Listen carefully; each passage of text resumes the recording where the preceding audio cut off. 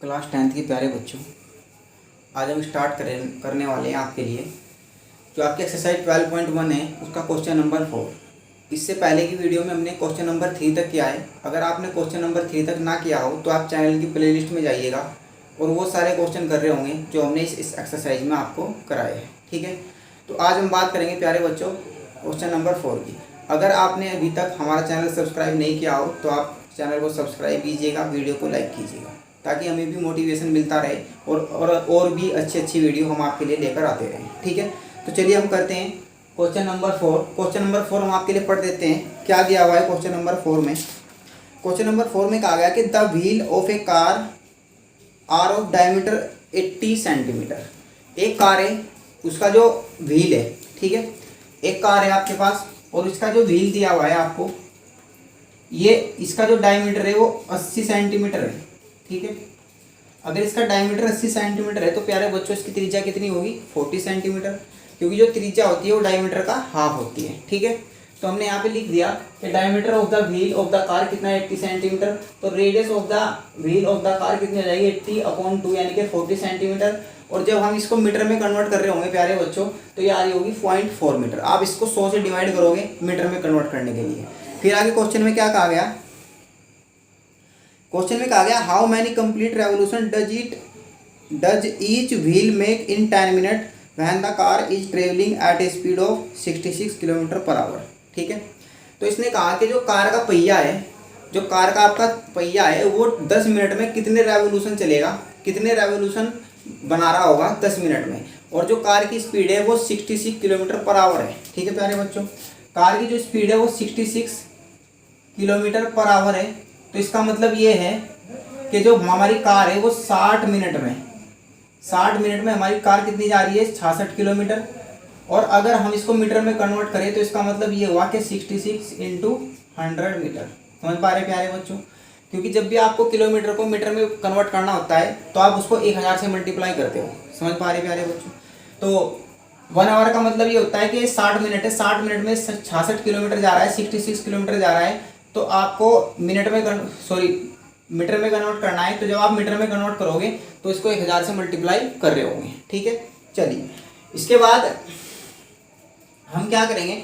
देखिए जो एक पहिया होता है, जो ये आपके पास एक पहिया है, ये एक मान लीजिए पहिया यहाँ पॉइंट ए से स्टार्ट हुआ, ये पॉइंट ए इसका यहाँ पे जमीन पे टच है।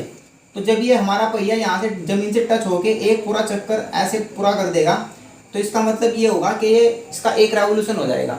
और इसका जो एक रेवोल्यूशन होगा वो इसकी सरकमफ्रेंस के इक्वल होगा, क्योंकि ये जो होता है आपका, ये जो आपकी चारों तरफ की जो बाउंड्री होती है किसी भी सर्किल की, ये उसकी सरकमफ्रेंस होती है। और जो सर्किल की सरकमफ्रेंस होती है वो कितनी होती है प्यारे बच्चों? वो होती है 2πr। समझ पा रहे हैं ना प्यारे बच्चों? जो सर्किल की सरकमफ्रेंस होती है वो कितनी होती है? 2πr।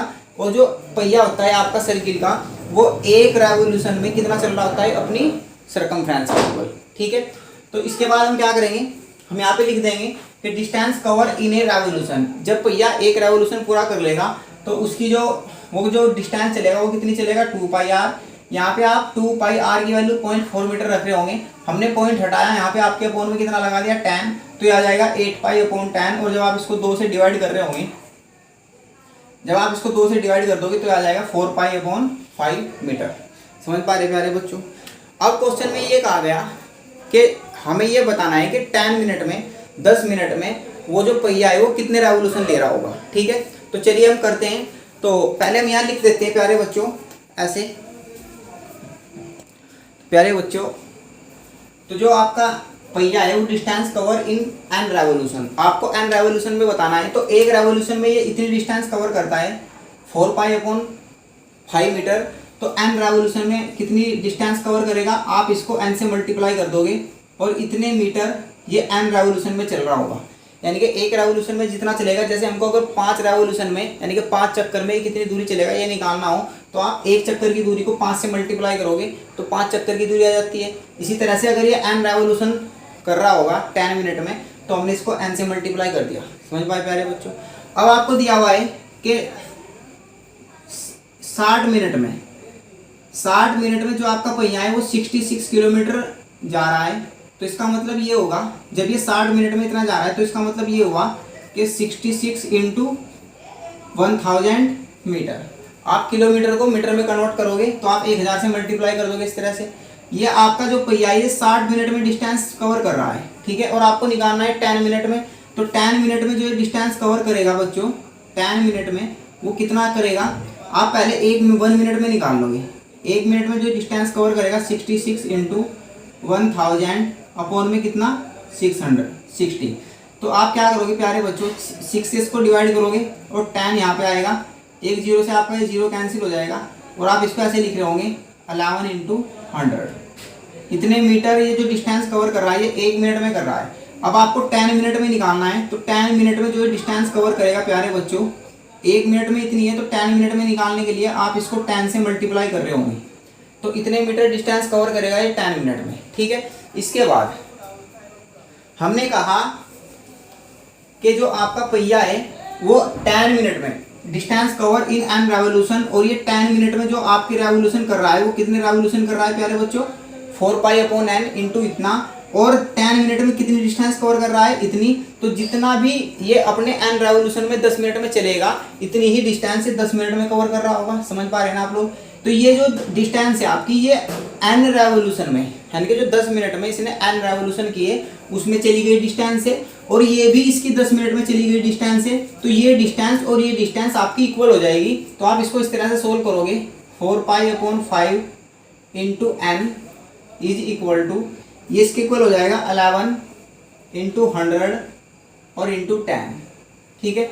जब आप इसको सोल्व करोगे प्यारे बच्चों तो कैसे करोगे, तो एन की वैल्यू जब आप निकाल रहे होंगे 11 इंटू 100 इंटू 10, 5 यहाँ से यहाँ पे आ रहा होगा, और अपॉन में कितना है प्यारे बच्चों 4, और यहाँ पे कितना है 5।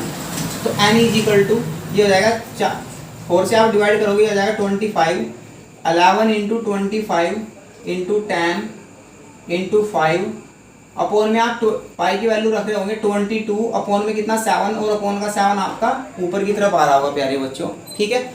तो ये हो जाएगा 11 2 जा 22, और 2 से आप इसको डिवाइड कर रहे होंगे आ रहा होगा 5। तो फिर से आप इसको सोल्व करोगे 25 इंटू 25, 5 5 जा 25 और 7, ये आ जाएगा आपका कितना प्यारे बच्चों 25, और 25 का स्क्वायर होता है कितना 625, और इसको मल्टीप्लाई करोगे आप 7 से। तो जब n की वैल्यू निकालोगे 7 5 जा 35, 7 17 आ जाएगा, 7 6 जा 42 और 43। समझ पा रहे प्यारे बच्चों। इस तरह से आपके इस क्वेश्चन का आंसर आ रहा होगा। इतने रेवोल्यूशन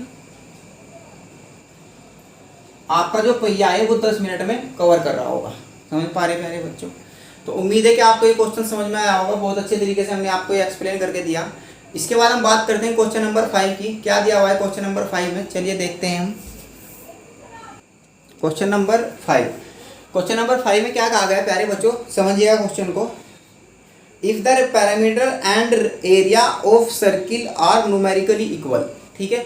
जो आपका पैरामीटर होता है किसी भी सर्किल का, जो पैरामीटर होता है प्यारे बच्चों, वो उसकी सरकमफ्रेंस के इक्वल होता है। सबसे पहली बात आपको ये याद रखनी है कि अगर सर्किल का पैरामीटर दिया हुआ है तो इसका मतलब ये होता है कि वो उसकी सरकमफ्रेंस होती है। पैरामीटर सरकमफ्रेंस के इक्वल होता है सर्किल का, ठीक है।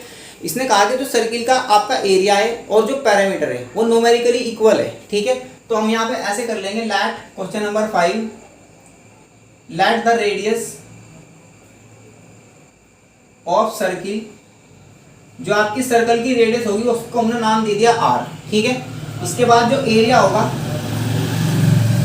एरिया ऑफ सर्किल क्या होता है आपका प्यारे बच्चों, एरिया ऑफ सर्किल होता है आपका पाई r का स्क्वायर, और जो पैरामीटर होता है आपका, पैरामीटर ऑफ सर्किल होता है प्यारे बच्चों, वो कितना होता है, वो होता है आपका 2πr। और सर्किल का जो एरिया है और पैरामीटर है वो इस क्वेश्चन में इक्वल दिए हुए न्यूमेरिकली। तो इसका मतलब ये है कि गिवन दिए हैं आपके पास, गिवन क्या है कि 2πr जो है आपका वो इक्वल है पाई r के स्क्वायर के। पाई से आप पाई कैंसिल करोगे प्यारे बच्चों, r से एक पावर r की कैंसिल होगी, तो यहाँ पे आपके पास बचेगा r और इधर कितना बचेगा 2। तो उस कंडीशन में जो आपकी सर्किल की रेडियस होगी वो कितनी होगी, 2 होगी, ठीक है। तो जो आपके पास 4 ऑप्शन दिए हुए हैं, तो इसमें से आपका जो ऑप्शन नंबर ए है वो आपका एकदम से करेक्ट आंसर है। समझ पाए प्यारे बच्चों। उम्मीद है कि आप इस क्वेश्चन को भी समझ पाए होंगे, ठीक है। तो इसके बाद हम बात करेंगे अगली एक्सरसाइज की। तब तक के लिए आप बच्चों, प्यारे बच्चों, इसको करिएगा। और अगर आपको कोई भी कॉन्सेप्ट समझ में नहीं आता, अच्छे से आप रीड नहीं कर पाते, तो आप कमेंट बॉक्स में हमको बता रहे होंगे, हम आपकी उस समस्या का हल जरूर बता रहे होंगे। ठीक है, तो आज के लिए इतना करिए प्यारे बच्चों। अगर आपको ये वीडियो अच्छी लगी हो तो आप चैनल को सब्सक्राइब कीजिएगा, वीडियो को लाइक कीजिएगा। Thank you.